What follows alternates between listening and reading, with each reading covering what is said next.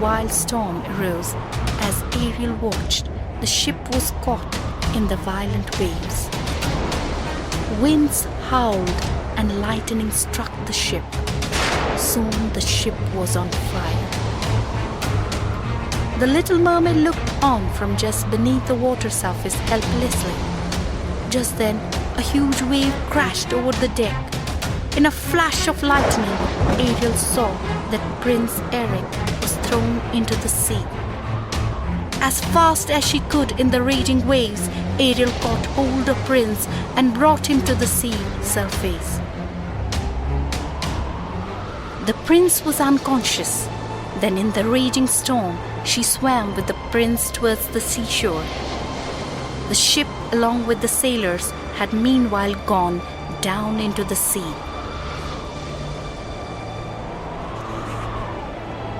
When the mermaid had brought the prince to the shore, she remained beside him. Soon, however, he regained consciousness and she had to hide herself among the waves.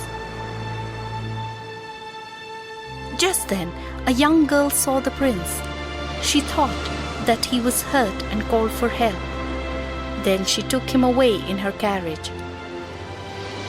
"I wonder if I'll ever see him again. The prince would never know that I had saved him." The mermaid thought sadly. With a heavy heart, she swam back to her father's castle. Every day the little mermaid rose above water in the hope of seeing Prince, but she never saw him. Luckily, one day she did see him near a beautiful castle. Then she started visiting that same place every day. One day the mermaid asked her grandmother, "Grandma, do men live forever?" "No, they must die, but unlike us, they have immortal souls that live forever," said her grandmother. From that moment, the little mermaid was determined to become a human being and have an immortal soul. "I will ask the sea witch for help," she often thought. One day, Ariel went to the sea witch and told her what she wanted. "You love the prince and want to become a human? I can help you, but in return, I want your sweet voice," said the sea witch. The little mermaid agreed, for she only wanted to be a human. The sea witch gave her a potion and said, "Drink this potion at dawn, but remember that you will die if the prince marries someone else." The little mermaid was very happy and swam quickly towards the prince's castle. At dawn, she came up to the shore and drank the potion the sea witch had given her. At once, she was in terrible pain. It seemed to her that she was burning. When she could bear the pain no longer, she fainted. When she recovered, she saw the prince standing beside her. The little mermaid was filled with joy. "Who are you?" Prince asked her kindly. The little mermaid tried to reply, but remembered that she would never be able to speak again. The sea witch had taken away her sweet voice, but she did not regret losing her voice. She was near her prince. The kind prince then took her to his castle that her sister's hair was cut short. Surprised, she asked with gestures, "What are you all doing here? Why have you all cut your hair?" "Ariel, we have given out here to the sea witch in exchange for this dagger.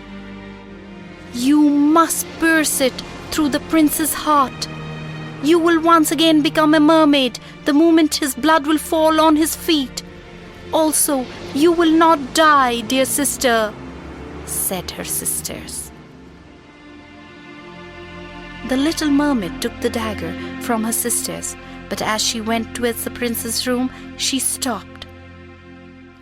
"I cannot kill the prince," she thought, and flung the dagger into the sea.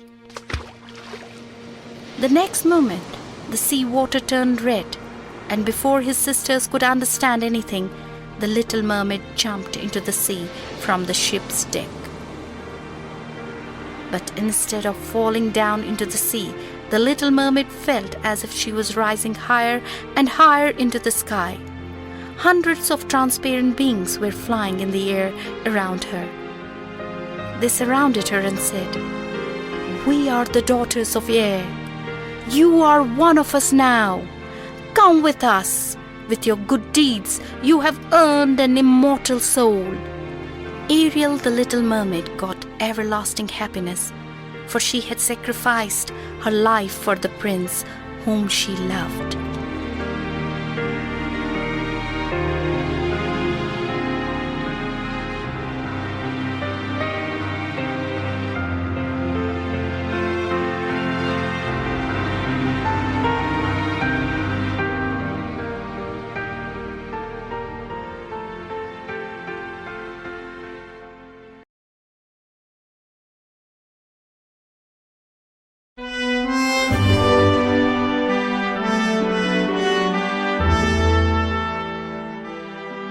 Once upon a time, there lived a man and his wife. They did not have any children, but they really wanted to have one. After a short period of time, the lady was expecting a baby.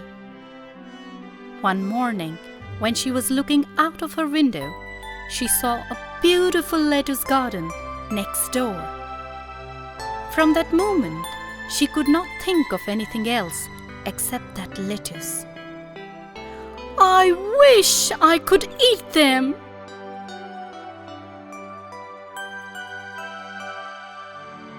The husband's heart sank when he heard her.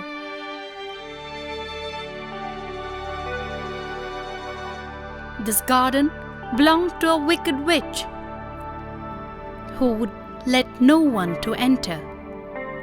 But he loved his wife very much, and so with pounding heart, he went into the garden to pick the juicy lettuce. But as he was about to pick the lettuce, the wicked witch caught him. You thief! How dare you enter my garden? She screamed. He fell at her feet and begged, Please don't curse me. If my wife doesn't eat this, she will die. She's going to have a baby and is very ill. I will let you live, she said slyly, if you promise to give me your firstborn. The poor man had no other way but to agree. He took the lettuce to his wife and soon gave birth to a beautiful girl. But as per the agreement, the witch came to take the baby away.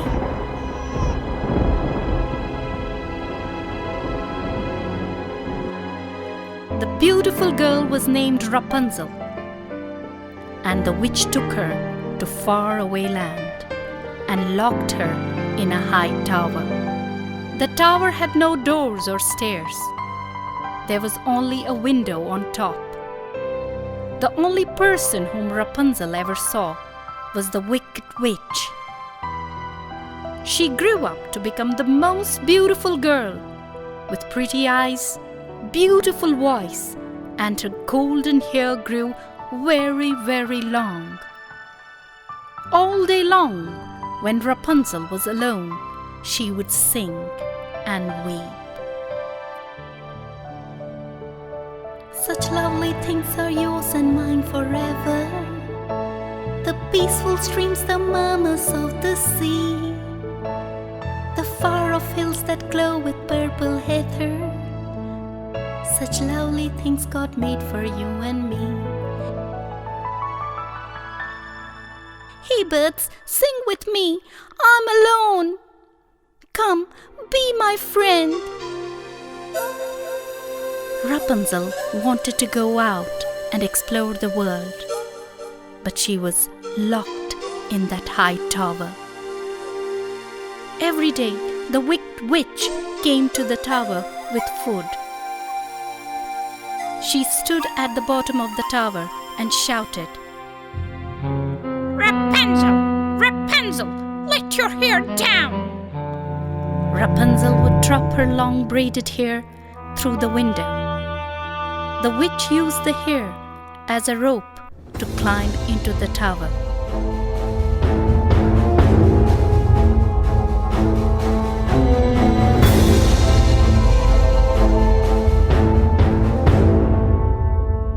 One day, a handsome prince was passing by and heard her sing, "Such lovely things are yours and mine forever. The peaceful streams, the murmurs of the sea, the far-off hills that glow with purple heather. Such lovely things God made for you and me." He fell in love with her voice and, unknown to all, came to the tower every day to hear her sing. One day, the prince saw the witch climbing up the tower using Rapunzel's hair.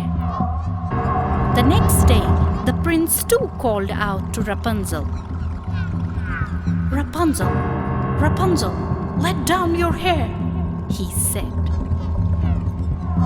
The prince climbed to the top of the tower. After that, Prince came to meet Rapunzel every day. Alas, the witch soon discovered the prince with Rapunzel. She pushed him from the tower onto a thorny bush, making him blind. She banished Rapunzel into the desert far away.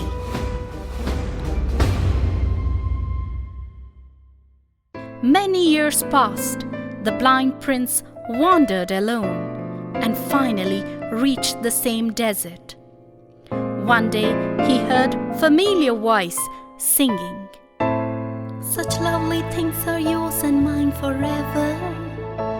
The peaceful streams, the murmurs of the sea, the far-off hills that glow with purple heather. Such lovely things God made for you and me." Following the sound, he found her. They hugged each other in joy. Tears of happiness rolled down Rapunzel's cheek.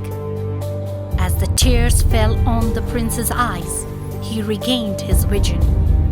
The prince took Rapunzel to his kingdom, and they lived happily ever after.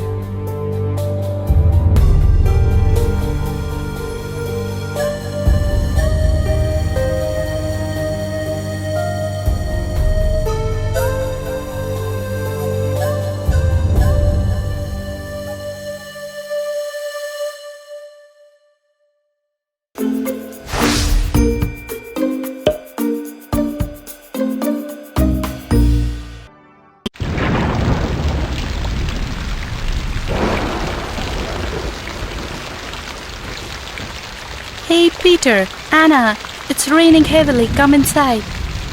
No, Mama, we want to play. And what about a story? Yay! We are coming! Mama, which story are you going to tell? Come, sit with me. I'm going to tell you the story named Snow White and the Seven Dwarfs. It was the middle of winter. The snow fell softly as a beautiful queen sat sewing by a window. As she gazed out at the wintry scene and watched a blackbird perching on a snow-covered branch, she pricked her finger with her needle.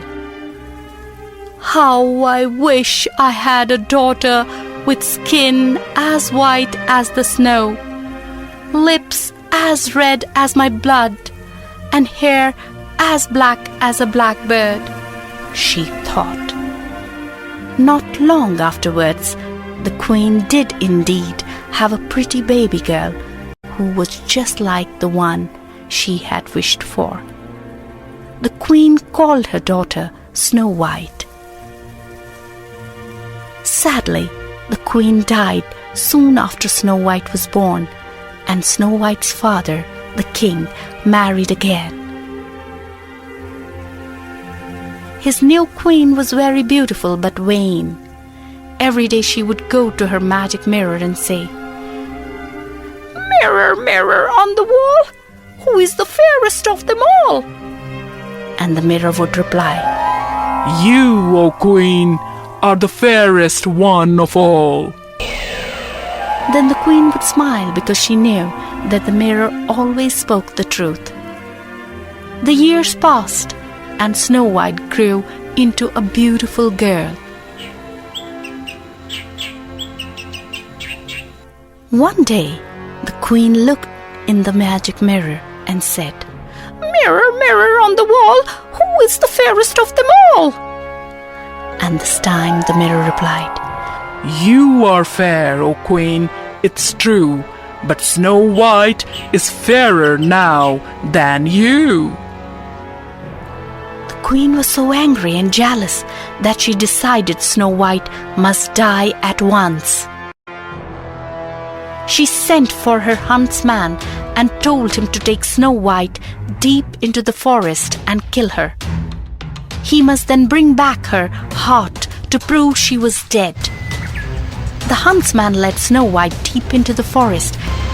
"But you must promise never to return home." Snow White agreed, so the huntsman left her and returned to the palace. On the way, he killed a deer and cut out its heart.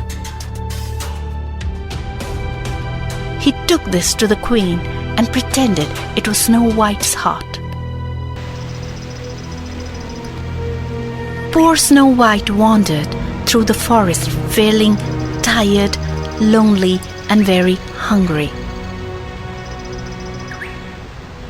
At last she reached a clearing and saw a little house. She tapped on the door, and when there was no answer, she went inside. There she saw a long, low table laid with 7 plates. There were 7 little cups, 7 little knives and forks, and 7 little bowls. Snow White was so hungry that she sat down and took some bread and cheese and drank a cup of milk. Then she went upstairs and found a room with 7 little beds. She found one that was comfortable, snuggled into it, and fell sound asleep. Now, the cottage was the home of 7 dwarfs. Every day they went to a nearby mine and dug for diamonds. When night came, they returned home carrying their shovels, pickaxes, and bags of jewels. When they arrived home on this particular night, they saw at once that someone had been in their house and eaten some of their food. When they went upstairs, they straightway saw Snow White asleep. "Who can this beautiful girl be?" they asked each other in amazement. When Snow White woke up, she told them her story. The dwarfs felt so sorry for her that they invited her to stay with them and be their housekeeper. But they warned her that she must never open the door to anyone while they were away at the mine in case the wicked queen found out she was alive and came to kill her. Snow White stayed with the dwarfs. She was very happy looking after them, and before long she forgot all about the wicked queen. The queen, meanwhile, believing Snow White to be dead, had not bothered to ask her magic mirror her usual question, but one day, as she stood combing her hair, the queen idly asked her mirror, "Mirror, mirror on the wall, who is the fairest of them all?" And the mirror promptly replied, "You, O Queen, are fair, it's true, but Snow White is fairer far than you. Deep within the greenwood shade, Snow White with dwarfs her home has made. The queen was furious, and realizing that the huntsman had tricked her, she decided to kill Snow White herself. She disguised herself as an old peddler woman and made her way to the dwarf's cottage. There she found Snow White sitting by the window. Would you like to buy a pretty comb for your hair? asked the queen in her sweetest tone of voice. Snow White quite forgot the dwarf's warning and ran to open the door. The queen showed her a beautiful comb made of tortoise shell and gold. Let me comb your hair, offered the queen, and she drew the comb through Snow White's long, silky hair. But the comb had been dipped in deadly poison, and when the teeth grazed Snow White's scalp, she fell down as if dead. The queen ran off, laughing cunningly, leaving the comb in Snow White's hair. When the dwarfs returned from the mine, they found Snow White lying on the ground with the poisoned comb in her hair. They snatched it out, and as they did so, Snow White opened her eyes. When they heard what had happened, they told her that the peddler woman must have been the wicked queen in disguise, and begged her again never to open the door to strangers. The queen, back at her palace, rushed to her mirror and asked, "Mirror, mirror on the wall, who is the fairest one of all?" When the mirror replied, O Queen, your poison was in vain, for Snow White is alive again. She was furious. Rushing to the cellar, she disguised herself once more, this time as a country woman with a basket of apples. On the top she placed one juicy apple, half of which she dipped in poison. The queen reached the dwarf's cottage just as Snow White was drawing water from the well. Who will buy my beautiful tasty apples? she called. Snow White, remembering the dwarf's warning, ran inside and locked the door. But then she thought that if she opened the window, nothing will happen.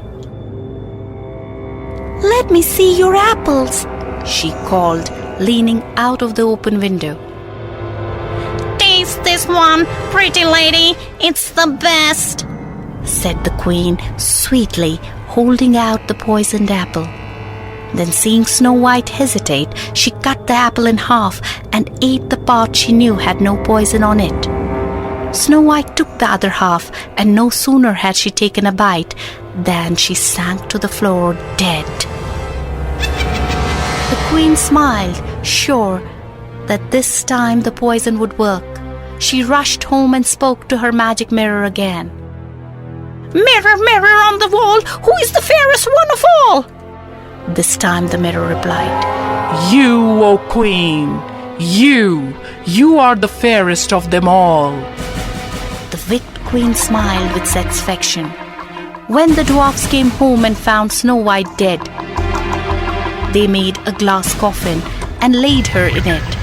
They put the coffin amongst the flowers in their garden and kept watch by it day and night. One day it happened that a prince came riding through the forest, and he saw the glass coffin in which Snow White lay. She looked so beautiful that he fell in love with her. He asked the dwarfs if he could take the coffin back to his castle. The dwarfs would not allow this, but they agreed to let the prince kiss Snow White. As the prince kissed Snow White, the piece of poisoned apple fell from her lips. Her eyes opened, and she saw the handsome prince kneeling over her. She fell in love with him straight away. The dwarfs were overjoyed that she was alive once more, and even more delighted when the prince and Snow White agreed to marry. When the queen once again asked the mirror her favorite question, "Mirror, mirror on the wall, who is the fairest one of all?" it replied, You, O Queen, are the fair, it's true. But Queen Snow White is fairer still than you. The queen smashed the magic mirror in her rage. The king, who had discovered how she had tried to kill his lovely daughter, Snow White, banished her from the land. Snow White said goodbye to the dwarfs and rode away with her handsome prince. They were married and lived happily ever after.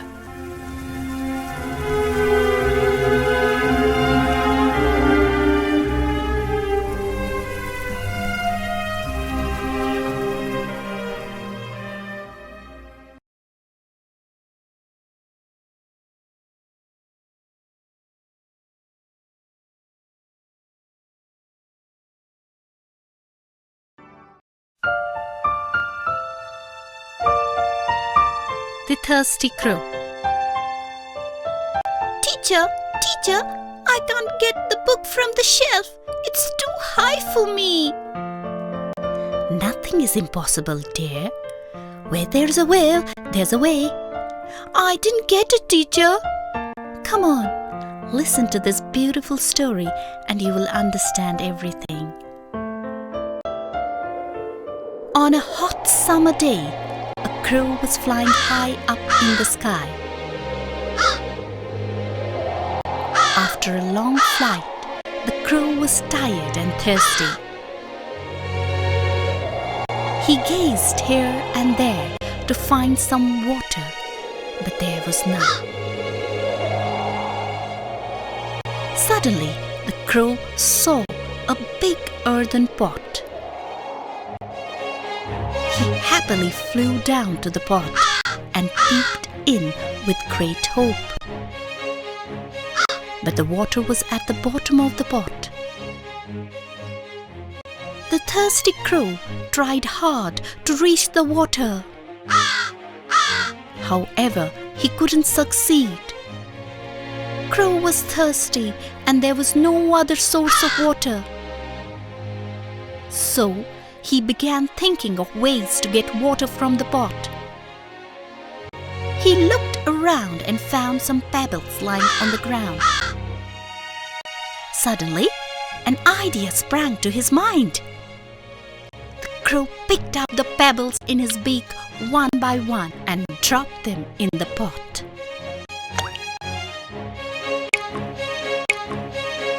As the pebbles went down, the water began rising. The crow drank water and flew away. He thanked God Almighty.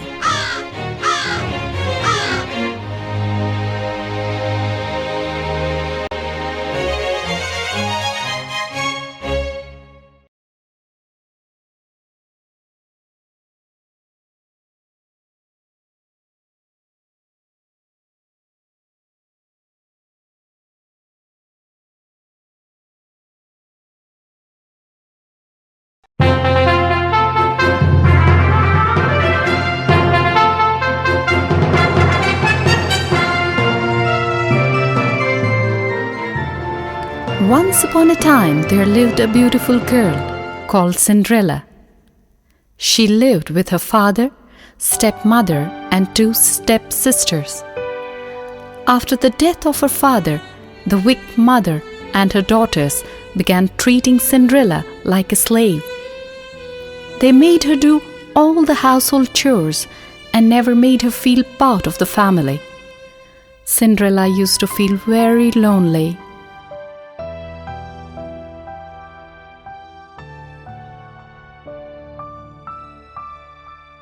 One day, a royal messenger announced that a royal ball would take place and all the young ladies were invited. I will wear my red velvet gown, said the eldest stepsister happily. I will wear my green velvet gown, said the youngest stepsister. The day of the ball arrived. The stepmother and her daughters dressed up and went to the ball.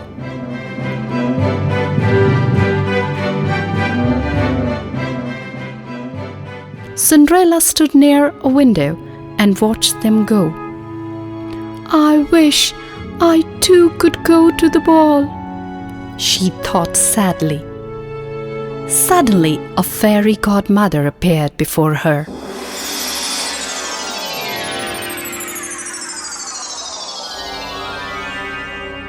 Why are you crying, my dear?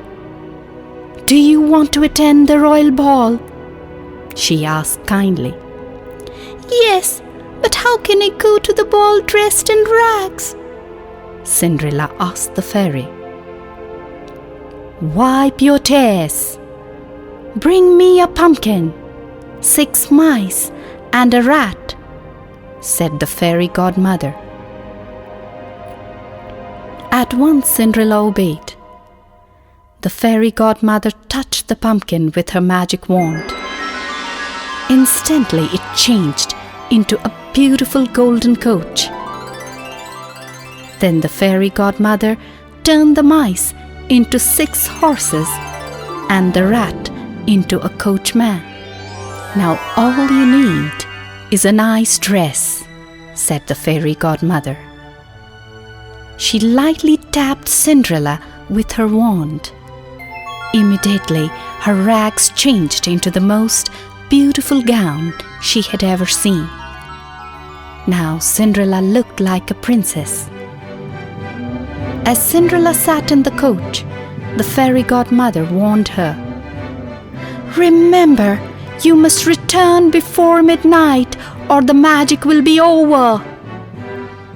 I will, promised Cinderella. Soon Cinderella reached the palace. All the people in the ballroom gazed at her. What a beautiful girl, they whispered. What a beautiful dress, sighed the stepsisters. The prince too was enchanted by Cinderella's beauty. All evening he danced only with her.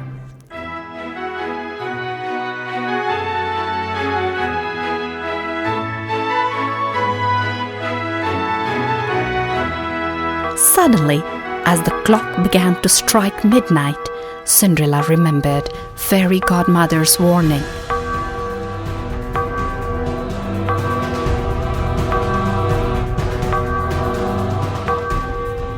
Oh, I must go, cried Cinderella and ran out. Wait, tell me your name, cried the prince and ran after her. But Cinderella was gone. Suddenly, the prince saw something glittering on the stairs. It was one of Cinderella's glass slippers. The prince picked it up. The next day it was announced that the prince would marry the girl whose foot fitted the glass slipper. A minister went from house to house with the glass slipper. When the minister reached Cinderella's house, the 2 stepsisters eagerly tried the slipper, but it did not fit either of them. It's your turn now, the minister told Cinderella. She is only the servant girl, protested Cinderella's stepmother. She must try too, replied the minister. The slippers fitted Cinderella perfectly. Her stepmother and stepsisters were shocked. Just then, the fairy godmother appeared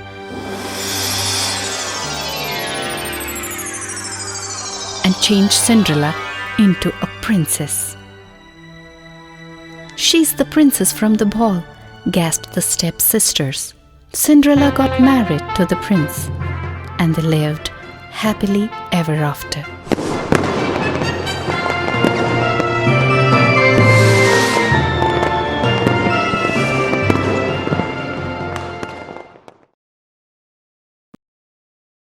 The Goldilocks and the 3 Bears. Mama, I'm feeling hungry. Can you give me something to eat? Would you like to have some porridge? Porridge?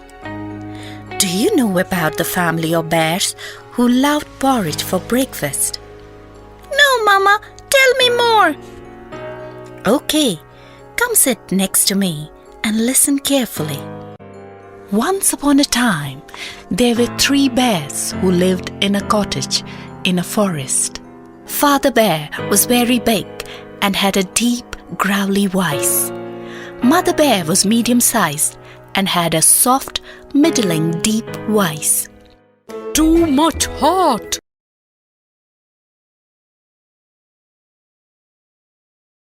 Ouch! My porridge is much too hot.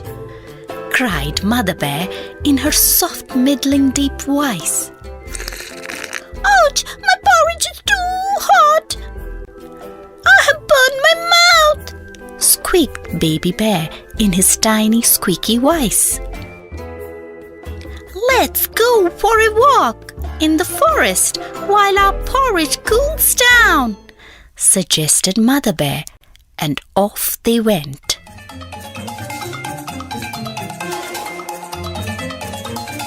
No sooner had the bears left the house than a little girl stopped at the front gate. Her name was Goldilocks. Because her head was covered in golden curls, she lived in a house right on the other side of the forest. She had been walking for a long time and was very hungry and tired. The front door was open, so Goldilocks peeped inside. Is there anyone at home? She called. There was no answer, so she tiptoed into the kitchen to see what she could find. When she saw the porridge, Goldilocks felt hungrier than ever. She picked up the ware and then broke into bits.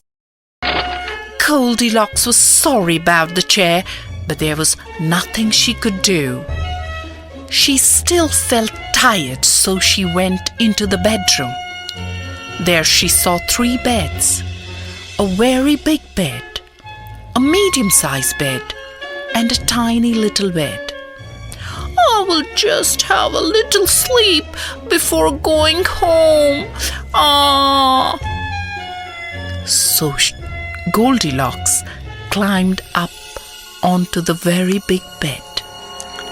But when she lay down, she found it was much too hard. So she climbed down and tried the medium-sized bed. But that was much too soft. Then she lay down on the tiny little bed. It was just right. Goldilocks fell fast asleep in no time at all.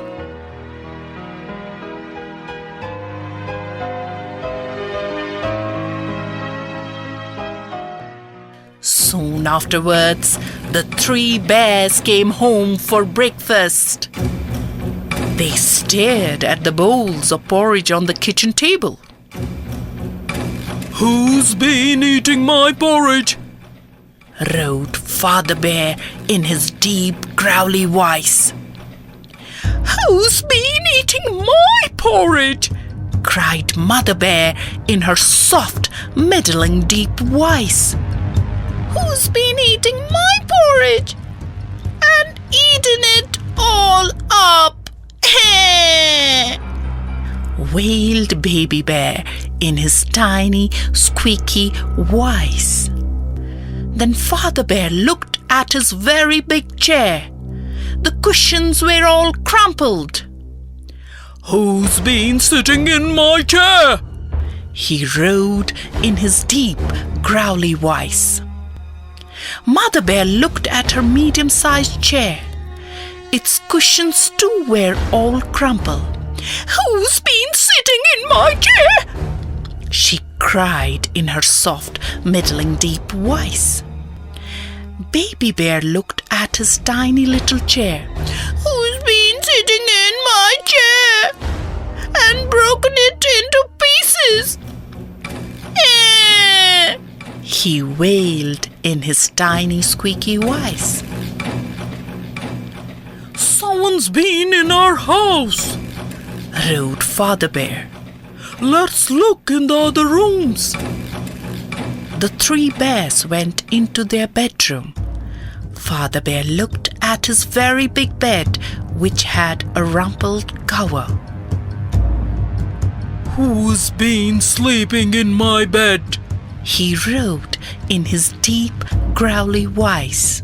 Mother Bear looked at her medium-sized bed, which had the bedclothes turned back. "Who's been sleeping in my bed?" she cried in her soft, middling deep voice. Baby Bear looked at his tiny little bed. "Look," he squeaked in his tiny squeaky voice. "Somebody's sleeping in my bed now!" The noise of the three bears woke Goldilocks up. When she saw them, she was very frightened. She jumped up and ran out of the house as fast as her legs could carry her. She ran all the way home and never went into the forest again.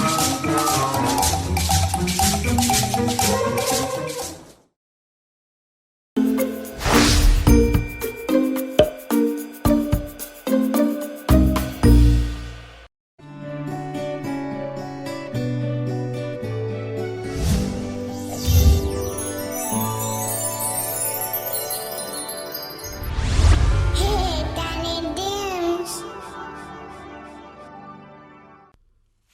Children, let's listen to this wonderful story about a caterpillar's journey. The Hungry Caterpillar. In the light of the moon, a little egg lay on a leaf. One Sunday morning, the warm sun came up, and popped out of the egg came a tiny and very hungry caterpillar. He started to look for some food. On Monday, he ate through one apple and was still very hungry. "Oops, I'm very hungry," he said.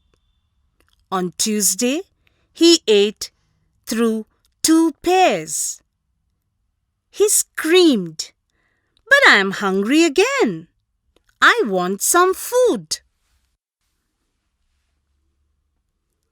On Wednesday, he ate through 3 plums, but that did not reduce his hunger. He cried out, "Look, I'm still very hungry."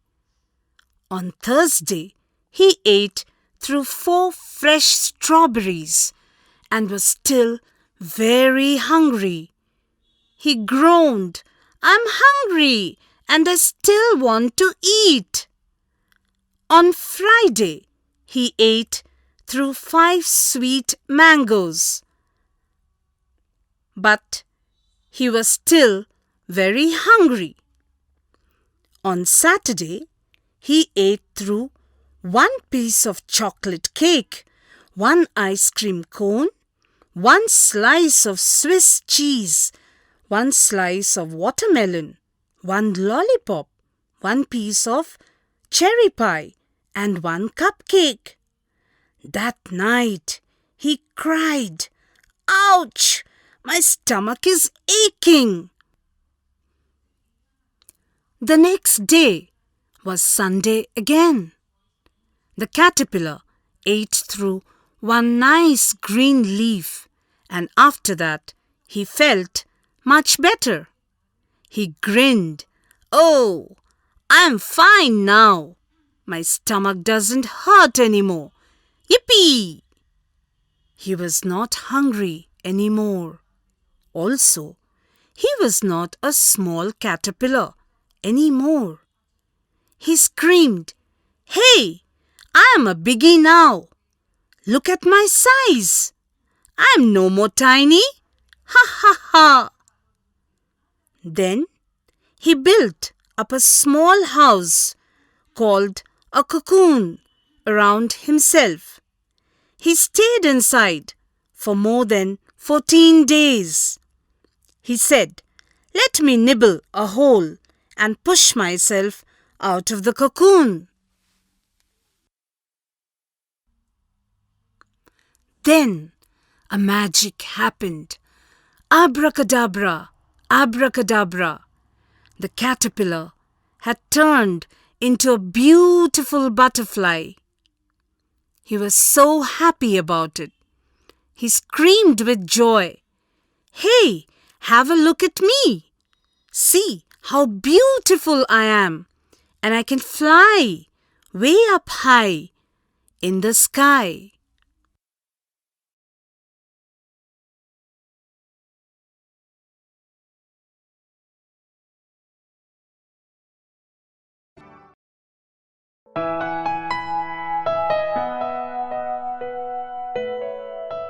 Mama, Mama, can you make a bread for me? No, my child. But I can tell you an interesting story titled Gingerbread Man. Oh, yes, Mama. I would love to hear that story. Come on, sit next to me and pay attention. There once was an old woman who had no children. One day, she decided to bake herself a gingerbread man so that she won't be lonely. She mixed the dough and shaped his body. She used some currants for his eyes and nose. Then she sprinkled on some sugar for his coat. She put the gingerbread man into the oven and went off to do some work in the kitchen.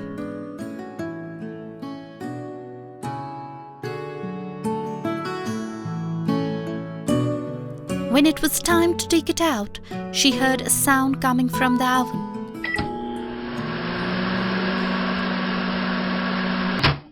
She went nearer and heard a little voice crying, Let me out! Let me out!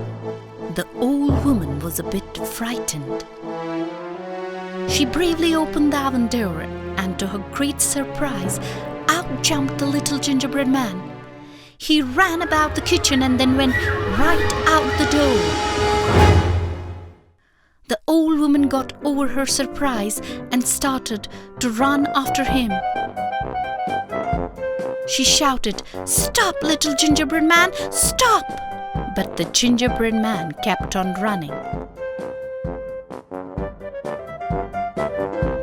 As he ran, he shouted, "Run, run, run, as fast as you can.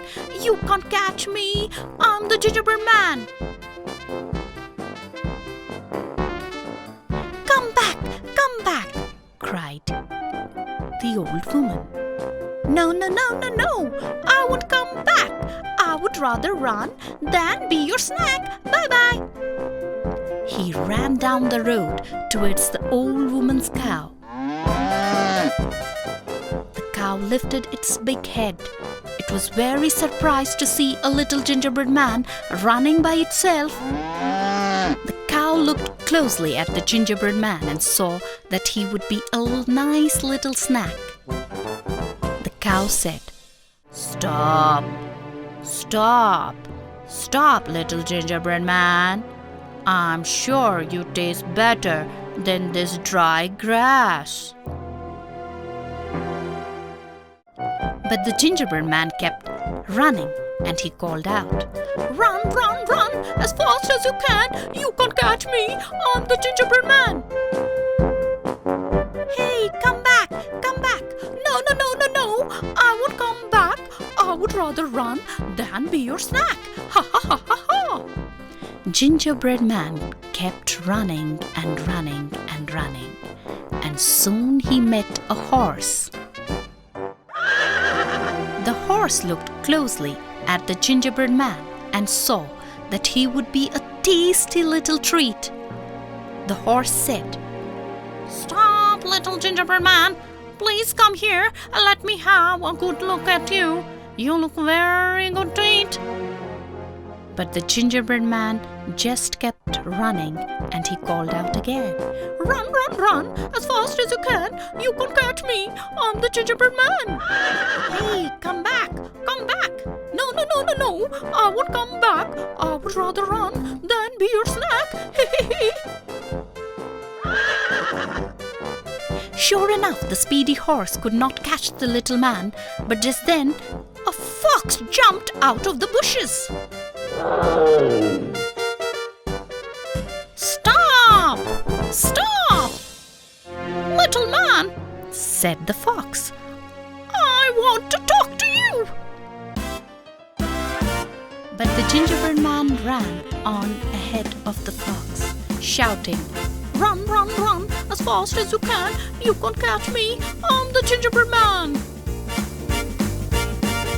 But soon he had to stop at a wide river. The sly fox said, "Jump on my tail and I will help you cross this river."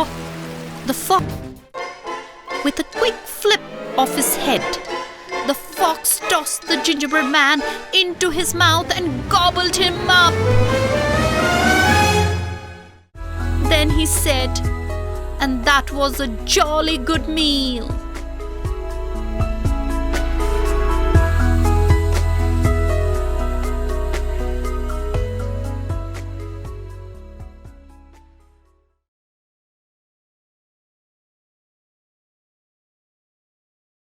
The Three Little Pigs.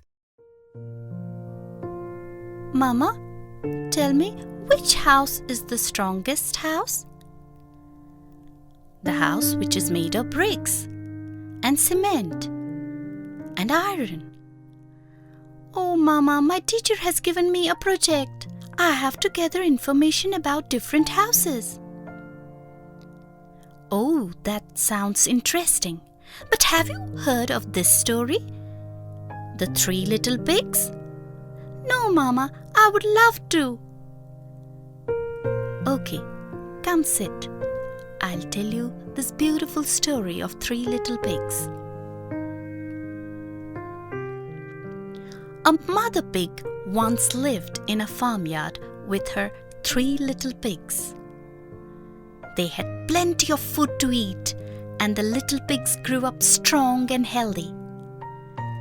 One day, the mother pig called them to her.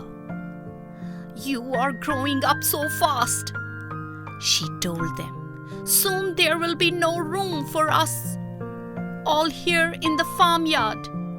You must go out into the big, wide world and build your own houses. But don't forget to watch out for the big bad wolf." The 3 little pigs said goodbye to their mother and went out into the big wide world to build new homes.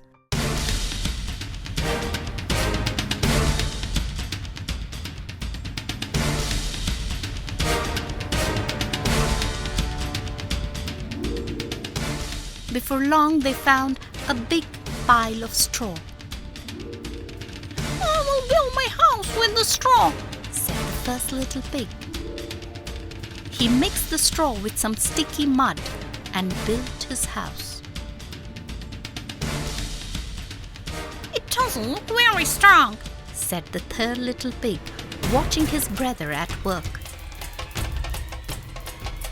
But the first little pig was too tired to say anything. He just curled up inside his house and went to sleep. The 2 other little pigs continued on their way until they came to a pile of sticks. "I will build my house with these sticks," decided the second little pig. So he collected the sticks and tied them together to make his house. He lined it with cabbage leaves. "It doesn't look very strong," said the third little pig, watching his brother at work. But the second little pig was too tired to say anything. He just curled up inside his house and went to sleep.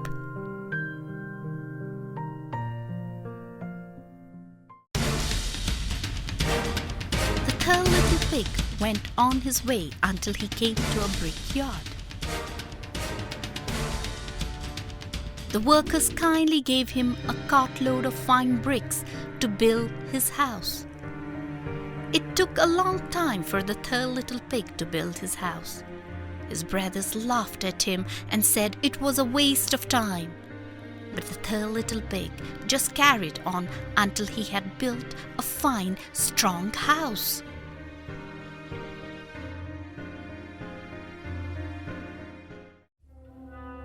Soon after this, the big bad wolf was walking through the forest and came to the straw house. He saw the little pig at the window, and thinking how much he would enjoy a little pig for supper, he called out, Little pig, let me come in. Not by the hair on my chinny chin chin. replied the oldest little pig. So the wolf shouted crossly, Then I will huff, and I will puff, and I will blow your house down. The wolf took a deep breath, and he huffed, and he puffed, and he blew the house down. The little pig ran away in terror and kept running until he came to the house made of sticks. Let me in quickly. He howled, hammering on the door until it opened. The big bad wolf is coming. The two little pigs trembled as they heard the big bad wolf arrive. He knocked on the door and said, Little pigs, let me come in. Not by the hair on our chinny chin chins. they shouted back. Then I will huff, and I will puff, and I will blow your house down. Shouted the wolf crossly. He took a deep breath, and he huffed, and he puffed, and he blew the house down. The two little pigs ran away in terror and kept running until they came to the house made of bricks. Let us in quickly. They howled, hammering on the door until it opened. The big bad wolf is coming. The three little pigs trembled as they heard the big bad wolf's footsteps nearing the house. He knocked on the door and said, Little pigs, let me come in. Not by the hair on our chinny chin chins. the little pigs shouted back. Then I will huff, and I will puff, and I will blow your house down. Shouted the furious wolf. And taking a deep breath, the wolf huffed, and he puffed, and he puffed, and he huffed, but he couldn't blow the brick house down. Then he banged on the walls and the door, but he couldn't get in. Go away! Go away! Cried the three little pigs. Not till I have eaten you all for my dinner. Replied the wolf, but however hard he tried, he could not find a way in. Finally, the wolf gave up and slunk away to think how he could trick the little pigs. The following day he came back smiling. Little pigs? Oh, little pigs! There are some marvelous turnips in the field. Come with me, and we will dig them up for tomorrow's dinner. I will meet you in the field at 5 o'clock. Replied the first little pig cunningly. But he went at 1 o'clock, not 5 o'clock, picked all the turnips and was back at home safe and sound by the time the wolf arrived. The wolf was furious, but thought of a new plan. There are some lovely apples in the apple tree in Farmer Brown's orchard. Let's go and pick them at 5 o'clock tomorrow. This time, the second little pig went out early to try to trick the wolf. But this time, the wolf arrived early too. He looked up at the little pig who was in the tree picking the apples and licked his lips. The little pig, realizing that he was in danger, threw down a big apple. Just he had hoped, the greedy wolf ran after it, and as it rolled across the grass. While the wolf was picking it up, the little pig quickly slipped down the tree and hid in a barrel. Then he rolled down the hill inside the barrel, all the way to his house.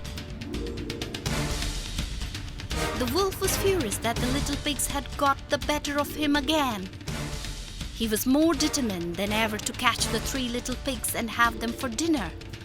He climbed onto the roof of the house, thinking that he could climb down the chimney. When the 3rd little pig heard the wolf on the roof, he called softly to his brothers, Quickly, quickly, let's put the cooking pot on the fire.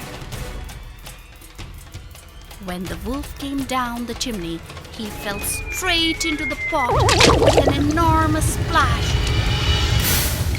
The 3rd little pig quickly put the lid on. That was the end of the big bad wolf. And the 3 little pigs lived very safely and happily in their brick house for the rest of their lives.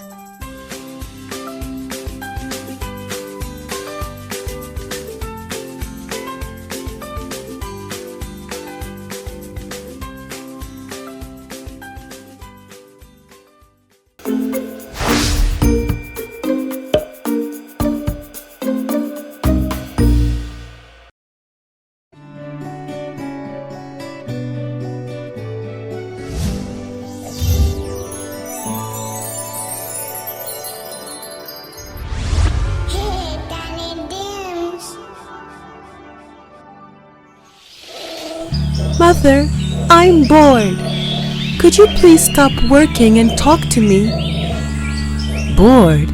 How could you be bored, darling? Come on, I will read you a story. Have you ever heard of Alice in Wonderland? Alice in Wonderland? No, Mother, I have never heard of her. Okay, I will read you that story. One sunny day, Alice was sitting next to her sister while she was reading. Her sister had been reading books all morning, and Alice was very bored now. She thought for a while and decided to ask her sister to stop reading. She was about to do so when she saw a little white rabbit with pink eyes run past her. I'm late! I have to hurry! I'm late! As he was running past her, he ran into his rabbit hole. Alice was very interested in this turn of events, and so she decided to follow the rabbit. She looked down into the hole, and suddenly the hole gave away and Alice fell into it. She kept falling and falling for what seemed like a very, very long time. Will I ever stop falling? What kind of a strange hole is this? At last, she landed with a thud in a big empty room. The room had 3 doors of different sizes. She saw the rabbit outside the smallest door before it closed shut. But the door was very, very small, no bigger than Alice's new pencil back home. I must get on the other side of that door. But how will I ever get through? It is so small. Then Alice noticed a small table in the corner of the room. She walked over to it to find a small bottle of pink potion with the label "Drink Me" written on it. Next to it was a small little key, about the size of the smallest door's lock. I think this key belongs to that door. I wonder what this potion will do to me if I drink it. Let's try. Took the key in one hand and drank the potion with the other hand. Suddenly, Alice could no longer see the top of the table.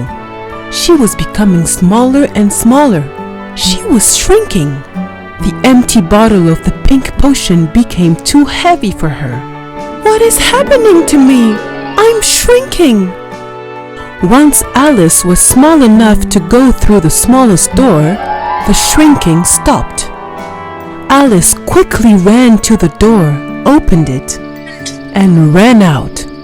She found herself in the most beautiful garden she had ever seen, but she could not enjoy it because she was so tiny.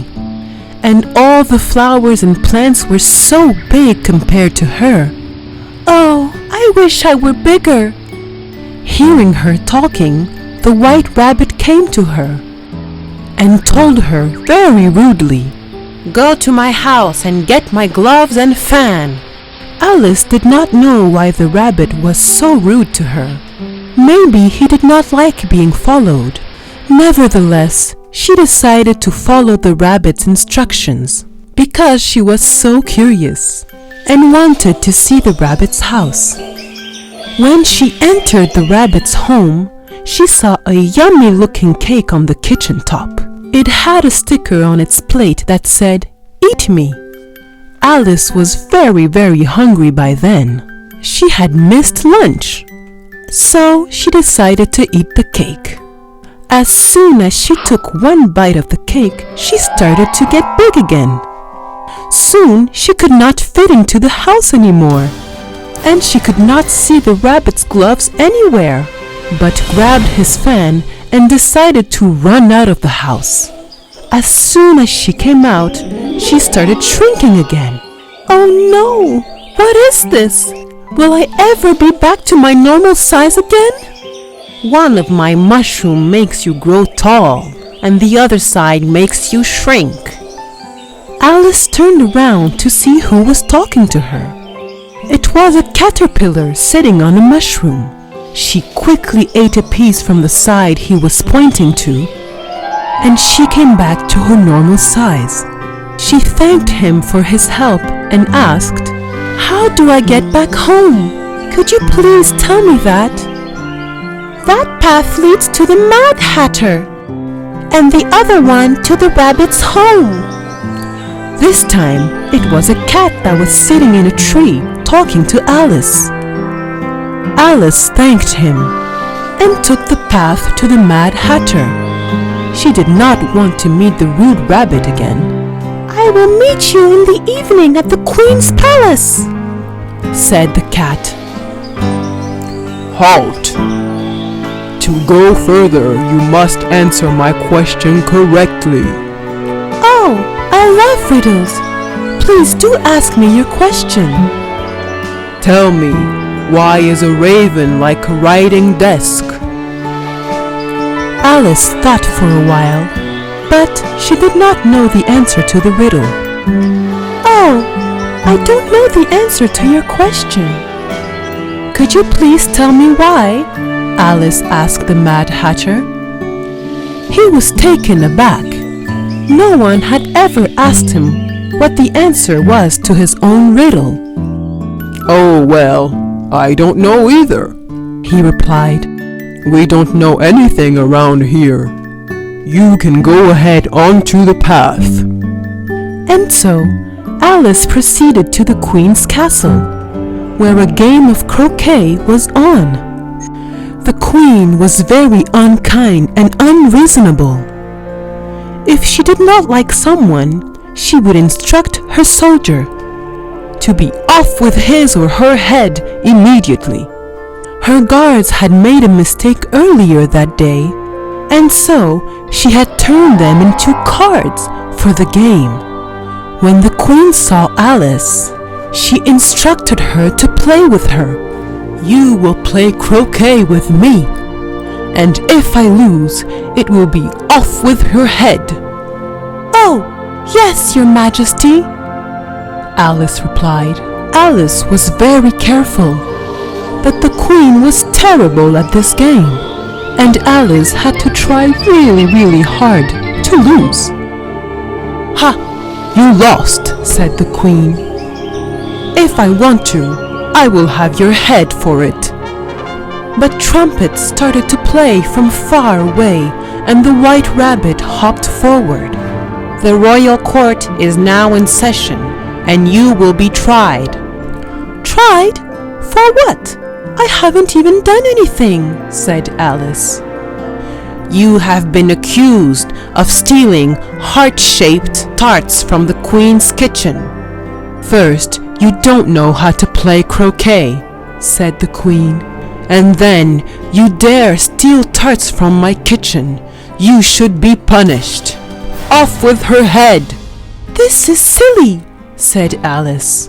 I haven't even stolen anything. I just reached for the castle and started playing with the queen.